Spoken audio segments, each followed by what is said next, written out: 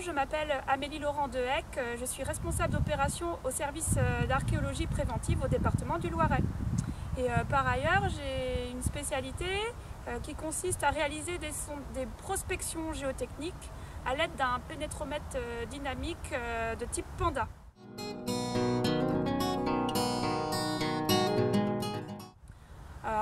C'est ça, cet outil-là. En fait, un Panda, ça veut dire pénétromètre automatique, numérique, dynamique, assisté par ordinateur. Habituellement, cet outil est utilisé dans le BTP, dans le génie civil, pour contrôler le compactage des remblais qui sont utilisés dans les ouvrages. Par exemple, un trottoir ou une route. Et en fait, dans le cadre de mes recherches, dans le cadre de mes études à l'université, j'ai fait une thèse pour ça, il a été décidé de détourner cet outil et de l'utiliser pour des questions archéologiques. En effet, l'objectif c'était d'utiliser cet outil pour nous aider à comprendre, à détecter en tout cas des vestiges et entre autres à mesurer l'épaisseur du dépôt archéologique, du dépôt anthropique qui se forme au cours du temps.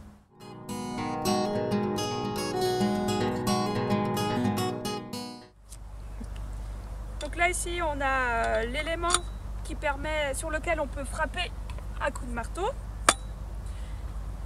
On a des capteurs de vitesse à l'intérieur.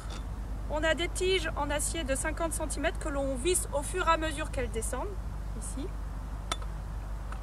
On positionne un élastique pour mesurer la profondeur,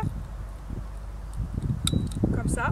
Au fur et à mesure que ça descend, l'enrouleur rentre dans le boîtier. L'ensemble des éléments arrivent dans ce boîtier de capteurs et toutes ces mesures arrivent dans ce boîtier.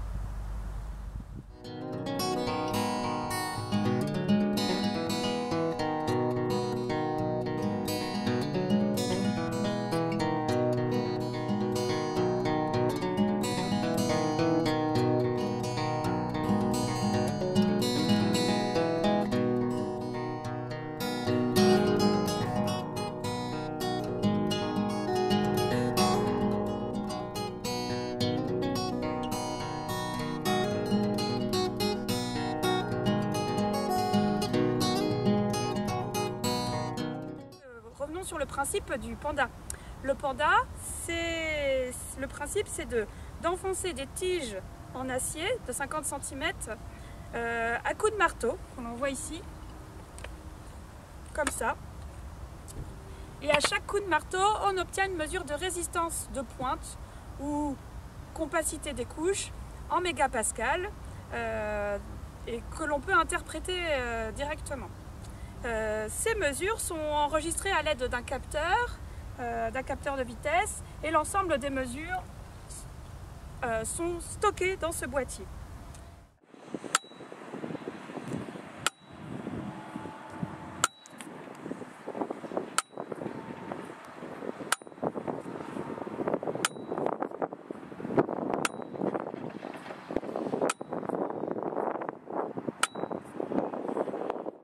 L'intérêt de cet outil, c'est que ça tient dans une valise, c'est assez léger, c'est le fait aussi qu'on puisse intervenir sur tout type de terrain et notamment dans des zones où des pelles mécaniques par exemple ne peuvent pas intervenir dans le cadre de diagnostic ou d'une fouille, notamment comme des caves ou des souterrains. Un autre avantage, c'est que en fait, n'importe quel utilisateur peut réaliser des sondages puisqu'en fait il y a un dispositif qui est calculé de façon à déduire l'énergie qu'on peut impulser lors de la frappe avec le marteau. L'inconvénient, c'est qu'on ne peut pas utiliser seul cet outil, il faut l'utiliser en couplage, on dit ça, en couplage avec une autre méthode. Rien que les observations des archéologues, une observation de coupe, de référence. On peut utiliser des sondages carottés, des sondages géologiques à proximité ou des méthodes de prospection géophysique. Tout ceci étant apporter une aide pour étalonner les mesures que l'on enregistre. Et justement, l'objectif durant mes travaux universitaires, c'était de mettre en place un référentiel. de façon à confronter les couches archéologiques avec les mesures. Donc là ici on a un exemple d'une coupe que l'on peut étudier depuis le haut.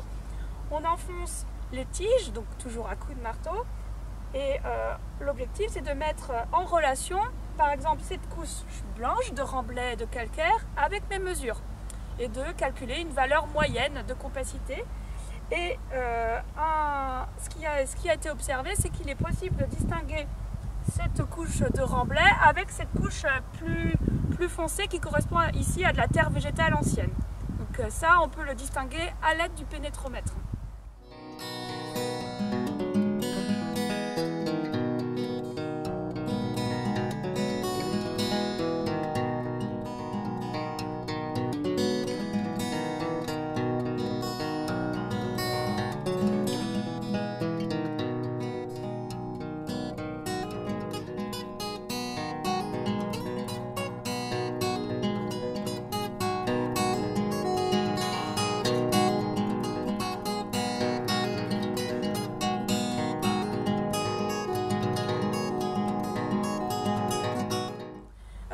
Ce qui a été intéressant, c'est que j'ai pu surtout le développer dans le cadre de contexte et programmé et préventif en milieu urbain.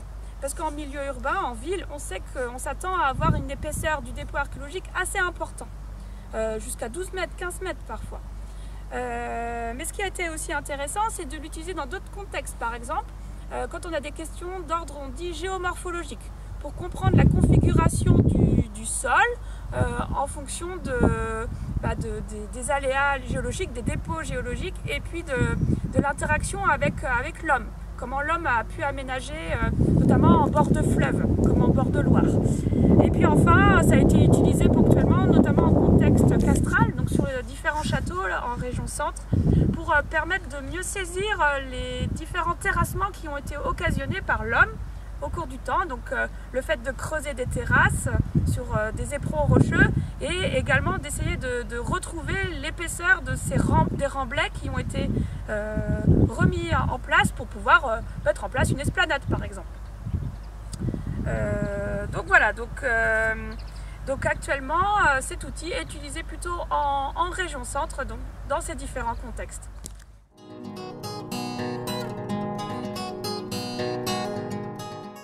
Alors, par exemple, à Loches, on a utilisé le pénétromètre Panda pour pouvoir rechercher une maçonnerie qui correspond au donjon en fait, du château, enfin d'une grande aula. Les fouilles programmées avaient mis en évidence un mur. Et donc on a posé l'hypothèse que ce mur puisse aller jusqu'à tel endroit. Et donc j'ai réalisé un transect sur lequel on a positionné différents sondages. Et grâce à ça, on a pu donc observer la continuité de ce mur avec son retour. Et donc ça a permis aux archéologues de bien positionner leurs futurs sondages qu'ils allaient réaliser en fouilles programmées.